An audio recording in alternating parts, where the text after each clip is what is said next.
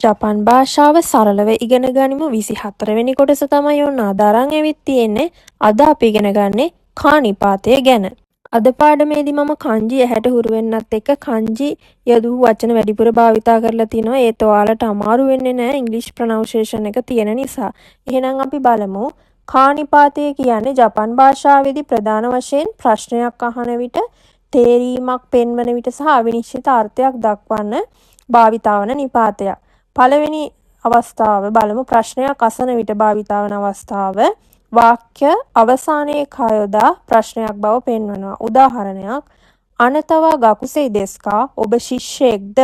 ගකුසෙයි දෙස්කා නිපාතයෙන් ශිෂ්‍යයෙක්ද කියන ප්‍රශ්නය තේරුම එනවා. ඊළඟට නිහොන්නේ ඉකිමස්කා ඔබ ජපානයට යනවද? ඉකිමස්කා යනවද කියන අර්ථය එනවා. කොරේවා නන් දෙස්කා මේ මොකක්ද කියන අර්ථය. එතකොට නන් දෙස්කා මොකක්ද කියන අර්ථය එනවා. ඊළඟට හෝ යන අර්ථයෙන් භාවිතා වෙනවා. තේරීම් දෙකක් හෝ වැඩි ගණනක් අතර භාවිතා වෙනවා රටාව A කා B කියන විදියට. උදාහරණයක් බලමු. කෝහිකා ඕචා ඕ නොමිමස්. කෝපි හෝ තේ බොනවා.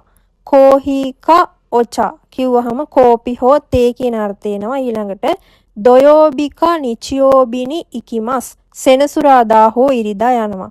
දොයෝබිකා නිචියෝබි කිව්වහම සෙනසුරාදා හෝ ඉරිදා කියන අර්ථය එනවා. ඊළඟට අවිනිශ්චිත පුද්ගලයෙකු නැත්තම් දෙයක් ගැන කතා කරද්දිත් භාවිතා වෙනවා. ඒ කියන්නේ දාරේකා නානිකා වගේ වචන හදාන්න කා නිපාතය භාවිතා වෙනවා. උදාහරණයක් බලමු. දාරේකා කිමෂ්ටා. ඒකේ තේරුම කවුරු හරි ආවා. දාරේකා කියන්නේ කවුරු හරි කියන අර්ථය එනවා. ඊළඟට නානිකා තබෙමස්කා. නානිකා තබෙමස්කා කියලා ප්‍රශ්නයක් අහන්න පුළුවන් මොනවා හරි කනවද කියලා.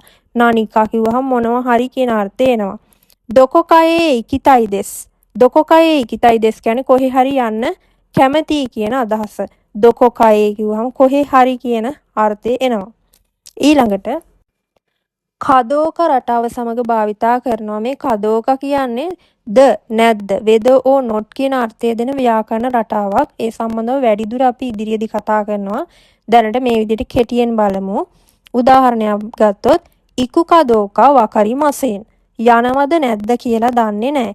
ඉකු කදෝකා කිව්වහම යනවද නැද්ද කියලා කියන අර්ථය එනවා. ඊළඟට කරේගා කුරු කදෝකා ශිරිමසෙන්. ඔහු එනවද නැද්ද කියලා දන්නේ නැහැ. කුරු කදෝකා කිව්වහම එනවද නැද්ද කියලා කියන අර්ථය එනවා. එහෙනම් ඔයාලා මේ කා නිපාතයේ භාවිතත් හොඳට මතක තියාගන්න. එහෙනම් ඊළඟ වීඩියෝ එකෙන් හමු වෙනකන් හැමෝටම බයි බයි සයෝනාරා.